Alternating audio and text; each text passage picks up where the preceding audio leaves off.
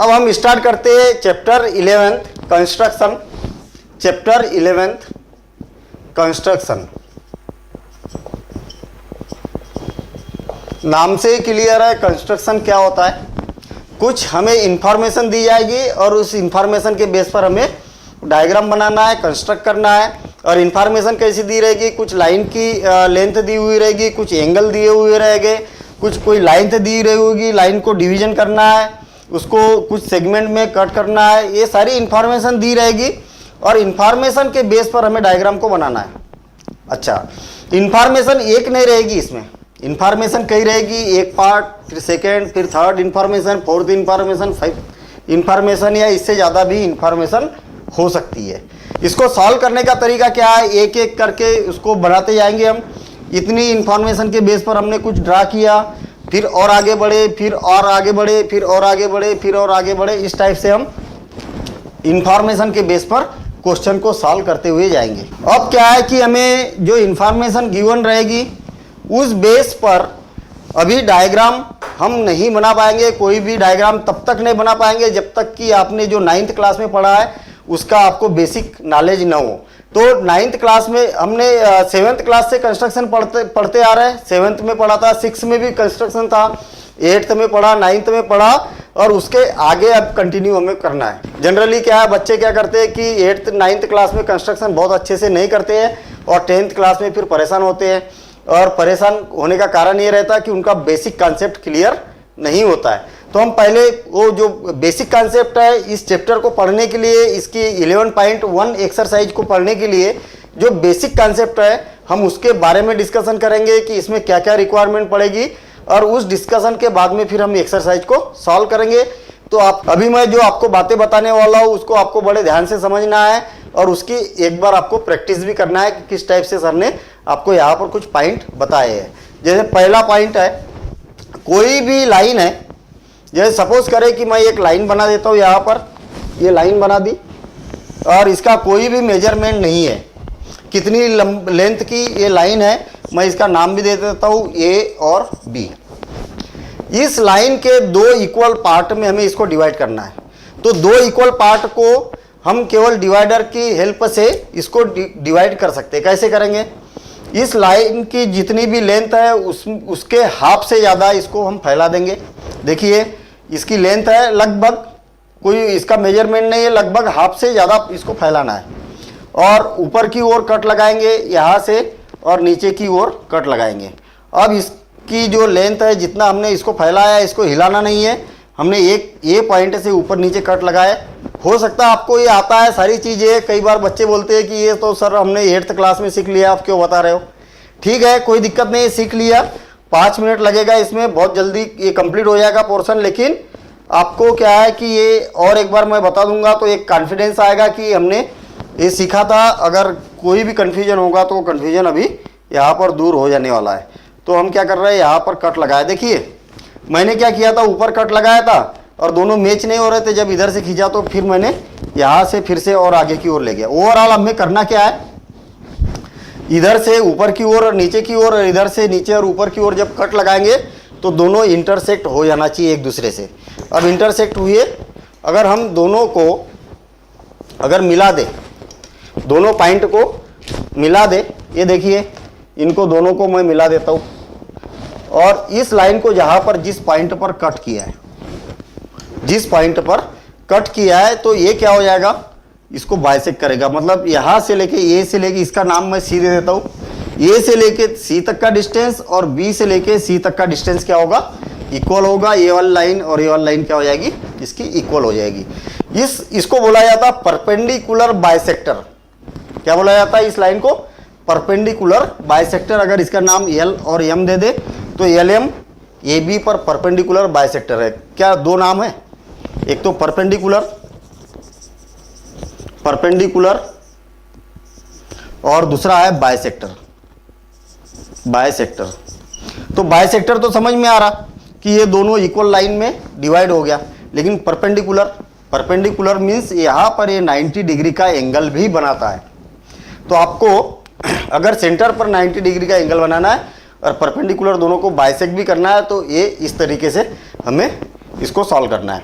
9th class में हमने केवल डिवाइडर की बेस पर कुछ एंगल बनाना सीखा था कि किस टाइप से हम किसी भी पॉइंट पर एंगल बना सकते हैं। 60 degree, 30 degree, 90 degree, 15 degree, 120 degree और भी कुछ एंगल है जिसको हम केवल इसकी हेल्प से यहाँ पर किसी भी पॉइंट पर एंगल बना सकते हैं। अब हम ये देखते हैं कि किसी भी लाइन पर, किसी भी मेजरमेंट की लाइन हो, हम यहाँ पर ये सीखना चाह रहे हैं कि हम एंगल यहाँ पर कितने कैसे बना सकते हैं।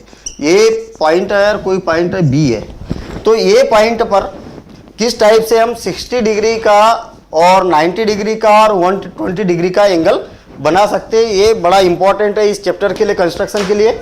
और जब तक ये नहीं सीखोगे तब तक आपसे कंस्ट्रक्शन बनने वाला नहीं है। हालांकि ये 9th क्लास में पढ़ चुके हैं और कई बच्चों को आता भी है, लगभग सारे बच्चों को आता है ये, लेकिन फिर भी और एक बार हम उसको याद कर सकते हैं कि किस टाइप से हमने 9th क्लास में इसको एंगल बनाए थे। देखिए इसको कितना भी फैला सकते हो, हम एक एग्जैक्ट ऐसा कुछ इसको मैं क्या किया, इतना मैंने फैला दिया और थोड़ा सा बड़ा कर देता हूँ। रिक्वायरमेंट के हिसाब से और स्पेस के हिसाब से आप इसको फैला सकते हो। मैंने देखिए कोई मेजरमेंट नहीं किया और इसको इस टाइप से यहाँ पर फैला दिया। अब एक आर्क काटने के बाद में अब इसको हिलाना नहीं है, इसको जैसे कि वैसे रहेगा, जितनी उसकी लेंथ थी उतना ही रखना है। और जहाँ पर इस लाइन ने को कट किया है, यहाँ से उसी मेजरमेंट का एक कट यहाँ लगाना है और यहाँ से इसी पॉइंट से और एक कट आगे की ओर अगेन लगाना है, आगे की ओर और एक कट इस टाइप से लगाना है। यदि हम इस पॉइंट से, देखिए इस पॉइंट से पहले कट को अगर मिलाते हैं, पहले कट को अगर मिलाते हैं तो ये वाला जो एंगल है, ये वाला एंगल ये 60 डिग्री का बनता है। कितने डिग्री का बनता है? 60 डिग्री का। अगर हम इसको मिलाते हैं, इसको यहाँ पर अगर मिला देते हैं तो ये बनता है 60 और ये 60 कितना हो गया? ये टोटल एंगल बनता है 120 डिग्री का। सीख गए ना? एक एंगल 60 डिग्री का अगर कभी रिक्वायरमेंट होगी, रिक्वायरमेंट तो आएगी कंस्ट्रक्शन में, रिक्वायरमेंट आएगी आपके पास में, तो अगर 60 डिग्री का एंगल बनाना है तो ये बना दिया। 120 की अगर रिक्वायरमेंट रहेगी तो 120 का बनाएंगे। ये 60 और ये 60, इसको दोनों को मिला देंगे तो ये वाला पूरा एंगल कितने डिग्री का होगा? 120 डिग्री का होगा। चलो ठीक है, अभी हम 120 और 60 डिग्री का एंगल बनाना सीख गए।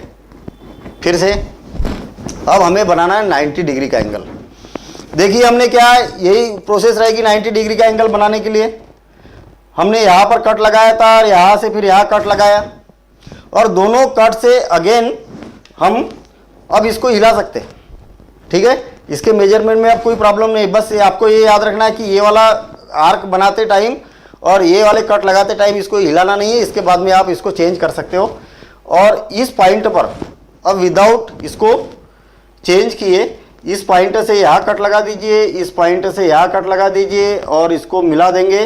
और जो भी इंटरसेक्टिंग पॉइंट रहेगा उसको अगर हम ए से मिलाते हैं तो ये 90 डिग्री का एंगल बनने वाला है। कितने डिग्री का एंगल बनेगा? ये 90 डिग्री का एंगल, ये 90 डिग्री का एंगल बनेगा। तो देखिए फिर से और एक बार, इस पॉइंट से अगर हमने एक आर्क काटा, यहाँ से उसी मेजरमेंट का यहाँ से एक आर्क काटा, यहाँ से एक आर्क काटा, इससे अगर मिलाते हैं तो 60 डिग्री का एंगल, इससे मिलाते हैं तो 120 डिग्री का एंगल और दोनों के बीच का एंगल निकालेंगे। मतलब मिड पॉइंट ऐसा यहाँ से भी कट लगाएंगे, यहाँ से दोनों को मिलाएंगे तो 90 डिग्री का एंगल। मतलब अभी क्या क्या सीख लिया हमने? 60 डिग्री का एंगल स्मूथ बना सकते, कोई प्रॉब्लम नहीं है। 120 डिग्री का एंगल बना सकते, कोई प्रॉब्लम नहीं है। 90 डिग्री का भी एंगल बना सकते, कोई प्रॉब्लम नहीं है। ठीक है, अच्छा अब अगर 30 डिग्री का एंगल बनाना है तो 30 डिग्री का एंगल बनाना है तो बड़ा सिंपल काम है। देखिए ना, यहाँ से लेके यहाँ तक कितने डिग्री का था एंगल? 60 डिग्री का। तो इसको बाइसेक्ट करते ना, यहाँ से यहाँ तक 60 डिग्री का है तो इस पॉइंट से इधर बाइसेक्ट कट लगा देता हूँ, इधर कट लगा देता हूँ, दोनों को मिला देंगे तो ये कितना हो जाएगा? क्योंकि ये पूरा 60 था और इस पॉइंट से और बाइसेक्ट किया तो ये 30 डिग्री का हो गया। अगर 15 डिग्री का बनाना है तो 15 डिग्री का तो इस 30 को और बाइसेक्ट करेंगे तो 15 डिग्री का बन जाएगा।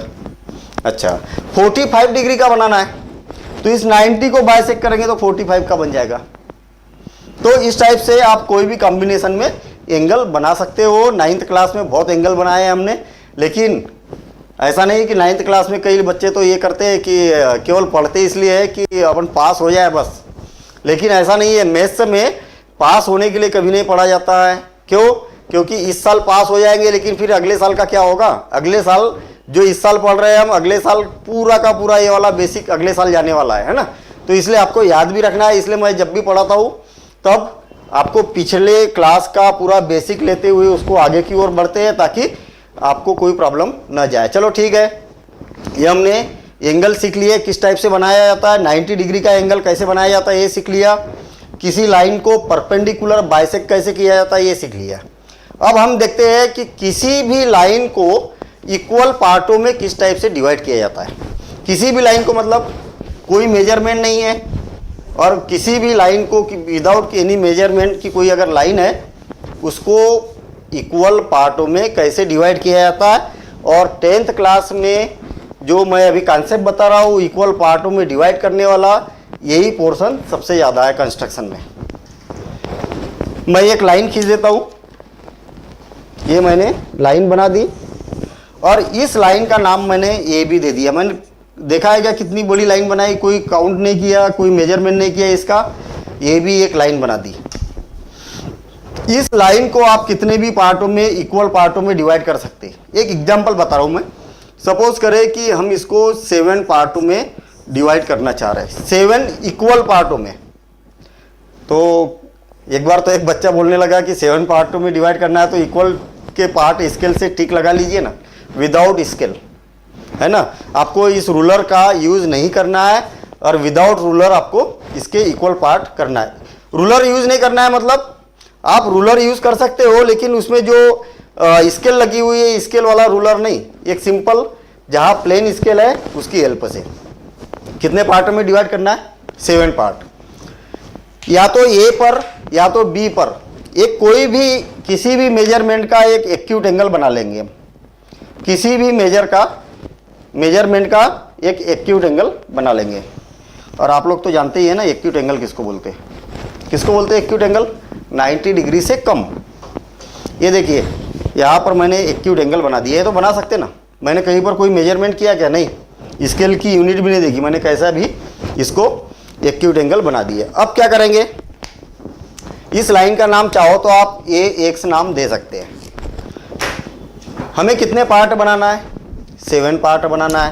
तो 7 पार्ट बनाना है, इसको आप अपनी सुविधानुसार ऐसा फैला दो कि आप यहाँ से अगर हम इसके कट लगाते जाएंगे तो 7 कट इस एक्सिस पर आ जाएंगे, मतलब इस लाइन पर लगभग आ जाएंगे। मैंने कोई इसका मेजरमेंट नहीं किया, इतना फैला दिया। लगभग मेरे को ऐसा लग रहा कि अगर मैं 7 कट लगाऊंगा तो ये यहाँ तक पहुँच जाएंगे लगभग, है ना। कम ज़्यादा हो सकता है, कोई दिक्कत नहीं है। अच्छा, मैं क्या कर रहा हूँ, यहाँ से अब इसको हिलाऊंगा नहीं, फिक्स कर दिया मैंने। यहाँ से कट लगाना चालू कर देता हूँ। 1 2 3 4 5 6 7 कट लगाना था, 7 कट लगा दिए। जो इसका नाम भी दे सकते हैं आप, ये यहाँ पर ये लिखा है ना, इसलिए मैं A1 A2 A3 A4 A5 A6 और A7 इसको नाम दे देते हैं।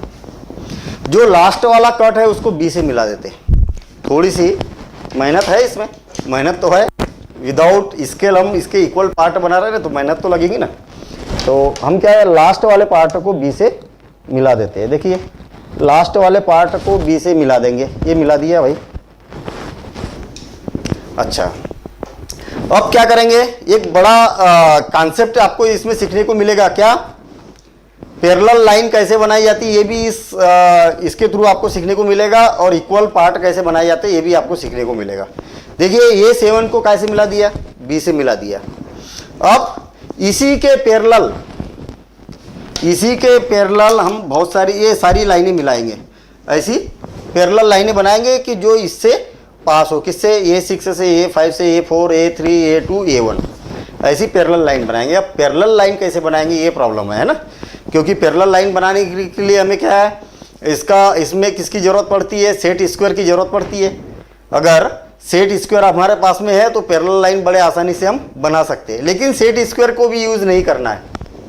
देखिए ये जो मैं कॉन्सेप्ट बता रहा हूँ 11.1 के सारे क्वेश्चन इसी कॉन्सेप्ट पर बनने वाला है, इसलिए आपको इसको इग्नोर नहीं करना है, बहुत अच्छे से समझना है, ठीक है। तो लास्ट वाले पार्ट को मैंने क्या किया, बी से इसको मिला दिया, और आसान भी है, मतलब ऐसा नहीं है कि कोई टफ है। आप थोड़ा सा एक बार प्रैक्टिस करोगे, गारंटी है ये बड़े आसानी से हम इसको बना सकते हैं। देखना अब इसके पैरेलल लाइन बनाना है ना, और कहाँ पर बनाना है, A6 पर बनाना है। हम क्या करते, ये यहाँ पर एक आर्क बना देते, कहाँ पर, इस पॉइंट पर एक आर्क बनाया, और सेम इसी टाइप का एक आर्क यहाँ पर भी बना देते। देखिए एक आर्क यहाँ बना दिया, सभी पर बना देते ना ऐसा, ये सभी पर ऐसे आर्क बना देते। जहाँ जहाँ से हमें इसको डिवाइड करना है उतने आर्क बनाएंगे, हर जगह नहीं बनाना है। वैसे मैं क्या अभी आपको इक्वल पार्ट में डिवाइड करना सिखा रहा हूँ, इसलिए मैं सभी जगह आर्क बनाना पड़ेगा, अदरवाइज आपको क्वेश्चन के अकॉर्डिंग जहाँ पर बोला है वहीं पर आर्क बनाना है। ये देखिए ये मैंने क्या किए, आर्क बना दिए, और लेकिन आर्क बनाने के लिए क्या है, ये इसको सेंटर लिया था, A1 को, A2 को, A3 को, और इस टाइप से इक्वल, इसको हिलाना नहीं है। अब ये जहाँ पर इस लाइन को A पर कट किया है, यहाँ से लेके A7 पर जो कट किया है, ये वाला डिस्टेंस निकाल लेते हैं हम। देखना फिर से, ये वाला जो डिस्टेंस है यहाँ से लेके ये वाला डिस्टेंस यहाँ तक का, मैं इसको फिर से इसको फैला रहा हूँ, फैला दिया। अब इसको हिलाना नहीं है, और यहाँ से हम ऐसा कट लगा देंगे। देखिए कट लगा दिया, यहाँ से भी कट लगा देंगे, यहाँ से भी कट लगा देंगे, ये यहाँ से कट लगाएंगे, इसको भी यहाँ से कट लगाएंगे, और इसको यहाँ से कट लगाएंगे। कहाँ से कट लगाना है, इस आर्क से ही लगाना है कट, है ना, ये यहाँ से इस पॉइंट से नहीं लगाना है, ये याद रखना आप। तो हमने क्या किया, इस मेजरमेंट का इस आर्क पर कट लगाया, इस आर्क पर कट लगाया, सब पर हमने कट लगा दिया। अब अपना लगभग काम हो गया है ना। देखिए ये 6 पॉइंट को और ये इंटरसेक्टिंग पॉइंट को दोनों को हम मिला देते, और ये यहाँ पर मिला दिया। ये 5 को और इस इंटरसेक्टिंग पॉइंट को मिला देते, ये मिला दिया। ये 4 और इस इंटरसेक्टिंग पॉइंट को मिला दिया, ये मिला दिया। एक्सरसाइज में इतनी मेहनत नहीं करना, इतने पार्ट नहीं बोला जाता है, लेकिन मैं तो केवल ऐसे ही जनरल आपको बता रहा हूँ कि किस टाइप से इक्वल पार्ट में डिवाइड करना है। तो ये देखिए इसको हमने मिला दिया, और जब मिलाने के बाद में देखेंगे ये वाला, ये 2, 3, 4, 5, 6 और ये 7 इक्वल पार्ट है, गारंटेड। आप क्या है इसको मेजरमेंट कर सकते हैं। देखिए मैं मेजरमेंट कर रहा हूँ, तो ये है 10 सेंटीमीटर, अरे एग्जैक्ट आ गया है 10 सेंटीमीटर, ये भी 10 सेंटीमीटर, ये भी 10 सेंटीमीटर, ये भी 10 सेंटीमीटर, ये भी 10 सेंटीमीटर, ये भी 10 सेंटीमीटर, ये भी 10 सेंटीमीटर, इक्वल पार्ट हो गए। जबकि मैंने ना तो ए बी को काउंट किया था कितना है, इसकी लेंथ भी नहीं देखी थी कितनी है, और इसको इक्वल पार्ट में 7 पार्टों में डिवाइड कर दिया। 10 पार्ट में बोला तो यहाँ पर 10 इक्वल पार्ट बनाएंगे, 5 बोला तो इसको 5 इक्वल पार्ट बनाएंगे, 11 बोला तो 11 इक्वल पार्ट बनाएंगे। प्रोसेस वही रहेगी, बस आपको ये सीखना है, और इसके बिना अब इस एक्सरसाइज का कोई भी क्वेश्चन बनने वाला नहीं है, ये याद रखना है। अगर समझ में नहीं आया तो फिर से और एक बार इसको देखना है रिवर्स फॉरवर्ड करके, लेकिन इसको सीखना बहुत ज़रूरी है, क्योंकि इसी बेस पर एक्सरसाइज सॉल्व होने वाली है। अच्छा, ये तो बना दिया हमने इक्वल पार्ट में। इसका और एक कॉन्सेप्ट रहेगा कि कोई भी लाइन दी हुई है, हमें कोई भी लाइन दी हुई है, और उस लाइन को 3/5 के रेशो में डिवाइड करना है। 3/5 मीन्स इधर 3 है तो इधर 5 है किसी पॉइंट से। 2/7 के फॉर्म में डिवाइड करना है, मतलब इधर वाला पोर्शन 2 है तो इधर वाला पोर्शन 7 है, ऐसा। 8/3 के फॉर्म में डिवाइड करना है, इधर वाला पोर्शन बड़ा है इधर वाला पोर्शन छोटा है। तो ये बड़ा इंपॉर्टेंट है, और इस कॉन्सेप्ट को और हम समझते हैं कि किस टाइप से हम किसी भी लाइन को रेशियो के फॉर्म में कन्वर्ट कर सकते हैं। और पूरे एक्सरसाइज में ये रेशियो वाला जो कॉन्सेप्ट है, इसी बेस पर सारे क्वेश्चन बनना है। तो हम देखते हैं division of a line in ratio 3a/b। क्या है, a डिवाइडेड बाय b के फॉर्म में हमें इसको डिवाइड करना है। तो a divided by b means कुछ भी हो सकता है, 3/5 हो सकता है, या 7/2 हो सकता है, कुछ भी हो सकता है रेशियो। तो किस टाइप से हमें इसको डिवाइड करना है ये समझते हैं। सबसे पहले एक एग्जांपल ले रहे हैं हम, ये 3:5 के फॉर्म में हमें इसको डिवाइड करना है। किसी भी लाइन को, या तो फिर क्वेश्चन में दिया रहेगा कि इतनी बड़ी लाइन है 10 सेंटीमीटर 15 सेंटीमीटर और इसको 3:5 में डिवाइड करना है। मैं क्या किसी भी मेजरमेंट की एक लाइन खींच रहा हूँ और इस लाइन को 3:5 में हमें डिवाइड करना है। इसका नाम ए बी, और जब हम क्वेश्चन करेंगे तो ए बी की लेंथ दी रहेगी या न भी दी जा सकती है, ठीक है। अच्छा, इसको कितने रेशो में डिवाइड करना है? 3:5 में डिवाइड करना है। देखिए दोनों का सम कितना है? 3 + 5 = 8। दोनों का सम बिल्कुल सिंपल है, कितना है? 8 है। तो पहले तो एक्यूट एंगल बनाएंगे। आप चाहे तो ए पर भी बना सकते हैं या चाहे तो बी पर भी बना सकते हैं, किसी पर भी बना सकते हैं। देखिए हमने क्या किया, ए पर एक एक्यूट एंगल बनाया और एक्यूट एंगल के बारे में हम मालूम है 90 डिग्री से कम होना चाहिए। अच्छा, इसका नाम हमारी मर्जी है, एक्स दे दो तो ठीक है, न दे तो कोई प्रॉब्लम नहीं है। अच्छा, दोनों का सम कितना है? दोनों का सम 8 है ना। दोनों का सम कितना है? 8 है। तो इस लाइन पर आपको इक्वल पार्टों में डिवाइड करना है। कितने पार्टों में? 8 पार्टों में। तो मैंने ये इसको ले लिया और इसको 1 2 3 4 5 6 7 और 8 इक्वल पार्टों में हमने डिवाइड कर दिया है। लगा दिया ना कट मैंने।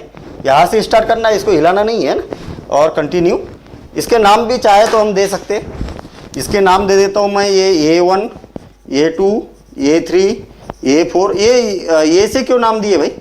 कोई ज़रूरी नहीं है कि ये 5 A6 A7 ही दो आप, हैं A7 A8 1 2 3 4 5 6 7 भी दे सकते हैं।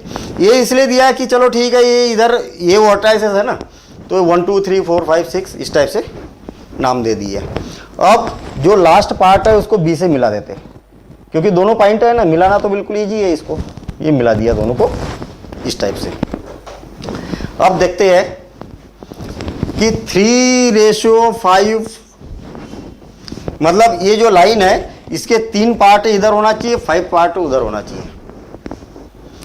1 2 3 पार्ट किधर होना चाहिए?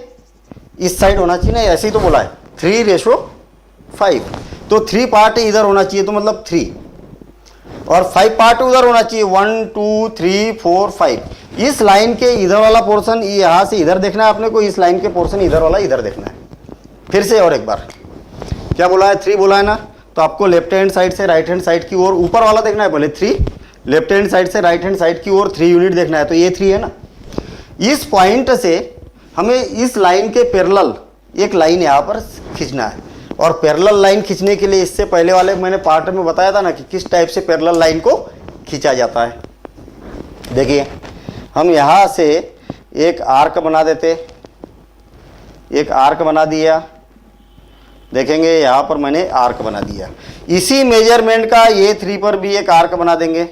ये देखिए एक आर्क बना दिया, ठीक है। अच्छा, इस आर्क की लेंथ देखता हूँ मैं कि कितनी है। इस आर्क की लेंथ इतनी है। यहाँ से इस पॉइंट से यहाँ तक की जो लेंथ है वो इतनी है। और इसी लेंथ का यहाँ पर एक कट लगाएंगे। देखिए मिस्टेक हो गई ना मेरे से भी, हैं मिस्टेक तो हो सकती है भाई, किसी से भी हो सकती है। देखिए ना क्या मिस्टेक हुई है, ये मैंने कट जो है इधर लगा दिया ना, ये थोड़ा सा बड़ा आर्क होना चाहिए था। फिर से हम इसका मेजरमेंट करते हैं, हमने मिस्टेक की है तो ये मेजरमेंट किया इस आर्क का, और इसी पॉइंट से रख के इसको मैं कंटिन्यू कर देता हूँ। देखिए कंटिन्यू कर दिया। अब जो इंटरसेक्टिंग पॉइंट है उसको A3 से मिला देते। बड़ा इंपॉर्टेंट कॉन्सेप्ट बता रहा हूँ मैं, इसके बिना अब आगे क्वेश्चन नहीं बनने वाले एक्सरसाइज में, है ना। और मैं कॉन्सेप्ट इसलिए बता रहा हूँ कि एक्सरसाइज को पढ़ने से पहले जो प्रॉब्लम में आने वाली है उसकी पहले प्रैक्टिस कर लो, तो एक्सरसाइज में मज़ा आएगा फिर, है ना। देखिए ये दोनों पॉइंट को हम मिला देते हैं, ये जो इंटरसेक्टिंग पॉइंट था वो और A3 को। एक तो इसमें खासियत है कि दोनों पैरेलल है लाइन, और दूसरी खासियत है कि ये 3 यूनिट है तो ये 5 यूनिट है। देखना ये वाला जो पॉइंट है ना, यहाँ से इधर 3 है, इधर 5, यही तो बोला था ना, 3 डिवाइडेड बाय 5 बोला था। इसी में अगर बोला जाए कि हमें 5 डिवाइडेड बाय 3 चाहिए, मैं इसी में बता देता हूँ एग्जाम्पल में क्या चाहिए। 5 डिवाइडेड बाय 3, तो दोनों का सम कितना हो रहा, 8 हो रहा, तो हमने क्या किया, 8 बनाया। वो डिपेंड करता है कि यहाँ पर क्या रेशो, दोनों को 8 करना है, उतने पार्ट इसके बनाना है। क्या चाहिए, पहले के 5 चाहिए और बाद में 3 चाहिए ना, तो 1 2 3 ये 5 ये, तो यहाँ से हम इसके पैरेलल बनाएंगे और पैरेलल की मेथड वही रहेगी कि एक आर्क काटेंगे और उसको इक्वल करके यहाँ पर ये पैरेलल बनाएंगे। अब क्या हो जाएगा, अगर ऐसा बोला जाए तो देखिए ये हो जाएगा 5 और ये हो जाएगा 3। क्या किया, 5 से हमने इसके पैरेलल लाइन बना दी, तो ये ऑटोमेटिक 5 हो जाएगा, ये 3 हो जाएगा। तो इसी कॉन्सेप्ट पर हम अब एक्सरसाइज के क्वेश्चन को सॉल्व करते हैं और उसमें और थोड़ा सा आप देखते रहोगे तो बड़े स्मूथ क्वेश्चन बनेंगे। और किस टाइप से क्वेश्चन बनाते हैं ये इसको समझेंगे। तो चलते हैं हम एक्सरसाइज 11.1 की ओर और उसके क्वेश्चन से और प्रैक्टिस करते हैं कि किस टाइप से हम क्वेश्चन को सॉल्व करें। Exercise 11.1 question number 1, in each of the following gives the justification of the line construction also. Question number 1, draw a line segment of length 7.6 centimetre and divide it in the ratio 5:8, measure the 2 parts. हमें क्या करना है, फिर इसके बाद में major भी करना है जो भी पार्ट बनेंगे उसके। अभी यहाँ पर क्वेश्चन को क्या हम एक एक लाइन पढ़ रहा हूँ और एक एक लाइन पढ़ के हम क्वेश्चन को सॉल्व कर रहे हैं। Draw a line segment of the length 7.6 centimetre, बस इतना काम कर रहे हैं हम पहले, और 7.6 सेंटीमीटर की हम एक लाइन बना देते। देखिए मैं 7.6 की एक लाइन बना रहा हूँ और यहाँ पर ये लाइन 7.6 की ये बन गई। देखेंगे इसका डायग्राम जो थोड़ा सा मैं बड़ा बनाऊंगा, आपको एग्जैक्ट 7.6 बनाना, बड़ा इसलिए बना रहा हूँ कि आपको क्लियर दिखे। तो ये आप ये देख लो कि 7.6 सेंटीमीटर की मैंने लाइन बना दी। तो अब क्या आगे पढ़ रहे हैं हम, इसका नाम भी दे दिया हमने, ये भी नाम दे दिया, and divide it in the ratio of 5:8। काय में डिवाइड करना है, 5:8 में डिवाइड करना है। और मैंने क्या बताया कि जिसको डिवाइड करना है दोनों को 8 किया जाता है तो 5 + 8 = 13 हो जाएगा ना। पहला काम ए पर या बी पर कहीं पर भी एक एक्यूट एंगल बनाएंगे और देखिए मैंने यहाँ पर ए पर एक्यूट एंगल बना दिया। अब इस एक्यूट एंगल पर हमें क्या करना है, दोनों को 8 करना है और जितना भी आ गया उतने इक्वल पार्ट बनाना है। देखते इसको मैंने फैला दिया और इक्वल पार्ट बना रहा हूँ यहाँ से, और कितने बनाना है, 13 पार्ट बनाना है। तो 1 2 3 4 5 6 7 8, ये 8 हो गया, 9, ये लाइन छोटी हो गई, 9 10, चलो कंटिन्यू कर रहे हैं, फिर लाइन को बढ़ा देंगे, 10 11 12 और ये 13, ये 13 इक्वल पार्ट हमने बना दिए। अब लाइन को मैं थोड़ा सा आगे बढ़ा देता हूँ ना, क्योंकि छोटी हो गई, लाइन कंटिन्यू होना चाहिए इस लाइन को, क्योंकि मेजर तो करना ही नहीं है हमें कि लाइन कितनी बड़ी खींचना है। और इस लाइन को मैं इस टाइप से आगे की ओर बढ़ा देता हूँ। देखिए इस लाइन को आगे की ओर बढ़ा दिया। जो 13 इक्वल पार्ट थे इसके नाम भी दे देता हूँ मैं, इसका नाम सी दे देता हूँ, सी तक हमने इसको बढ़ा दिया। A1 A2 A3 A4 A5 A6 A7 A8 A9 A10 11 A11 A12 और A13। अब लास्ट 13 इक्वल पार्ट में हमने डिवाइड कर दिया। कितने पार्ट में डिवाइड करेगा यहाँ से पता चलेगा, जिस रेशियो में बोला दोनों को 8 करना है 13 कर दिया। लास्ट वाला जो पार्ट है उसको A13 को B से मिला देंगे हम, A13 को B से मिला देंगे। ये देखिए हमने मिला दिया, A13 को B से मिला दिया। अब ऊपर कितना चाहिए, 5 चाहिए, तो लेफ्ट हैंड साइड से काउंट करना है। 5 कौन सा है, 1 2 3 4 5, ये 5 है 5, और नीचे 8 लिखा है तो 8 इस साइड में है ना, वो 8 1 2 3 13 में से 5 गया तो 8 बचा है। तो यहाँ पर हमें इस लाइन के पैरेलल एक लाइन बनाना है। और पैरेलल लाइन बनाने के लिए मैंने तरीका बताया था। क्या तरीका बताया था कि यहाँ पर जो एंगल बना है, अभी बेसिक में भी बताया था ना, यहाँ पर ये जो एंगल बना है उसी एंगल का हमें A5 पर भी एक एंगल बनाना है।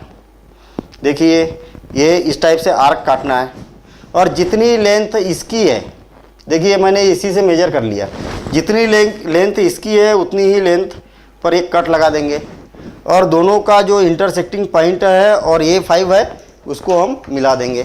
देखिए ये दोनों पॉइंट को हम मिला देते हैं और दोनों पॉइंट को मिला देंगे तो ये हो जाएगा, ये यहाँ पर दोनों मिल गए। तो यहाँ मिलने के बाद में ये पता चला है कि ये और ये लाइन क्या है, पैरेलल है। क्यों? क्योंकि ये वाला एंगल और ये वाला एंगल क्या है, इक्वल है। अच्छा, ये लाइन पैरेलल है। अब क्या बोला है, इसका नाम D दे देता हूँ मैं। अब क्या बोला है कि ये 5:8 में होना चाहिए और 5:8 में आ गई नहीं। इधर कितने पार्ट है, 5 है, तो ये भी 5 होगा और ये कितना होगा, 8, तो ये भी 8 होगा। इसका मतलब ये नहीं है कि ये 8 सेंटीमीटर है और ये 5 सेंटीमीटर है। जो टोटल लेंथ है इसकी उसका 5th पार्ट ये है, 5 पार्ट ये है और 8 पार्ट ये है। अब इसका मेजरमेंट करना है कि ये कितने कितने मेजरमेंट की होगी। तो देखिए मैं इसका मेजरमेंट कर रहा हूँ, ए से लेके डी तक का डिस्टेंस, और ए से लेके डी तक का डिस्टेंस हो गया AD = 2.9। अब हम ये इधर D से लेके B तक का मेजरमेंट करेंगे और D से लेके B तक का मेजरमेंट कर रहा हूँ मैं, और ये हो गया 4.7। आप भी बनाने के बाद में मेजरमेंट कर सकते हो। D से लेके B तक का मेजरमेंट कर रहा हूँ, D से लेके B तक का मेजरमेंट, और ये हो जाएगा 4.7। देखते दोनों का टोटल इतना आ रहा क्या, 7.6 आएगा ही ना, वो तो लेंथ तो उतनी है। ये 6 हो गया, ये 5 7 7.6 आ गया। अच्छा, ये तो हो गया पूरा यहाँ तक काम। मेजर दी 2 पार्ट हमने मेजर भी कर दिया। ऊपर बोला है जस्टिफिकेशन, इसका क्या करना है, हमें जस्टिफिकेशन भी देना है कि क्यों ऐसा होगा, है ना, क्यों ऐसा होगा, इसका जस्टिफिकेशन देना है। इसके जब भी हम क्वेश्चन करेंगे तो 3 पार्ट बनेंगे। ये सपोज करें कि 3 मार्क्स का क्वेश्चन आया एग्जाम में, तो 1 मार्क्स 3 चीज़ों पर रहेंगे। किस पर?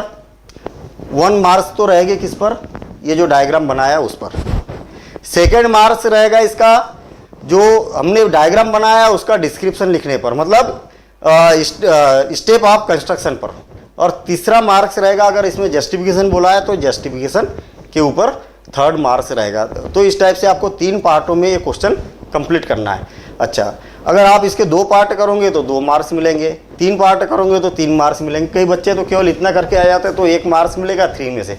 और जब पूरी मेहनत कर ली तो आगे भी करेंगे ना मेहनत, है ना।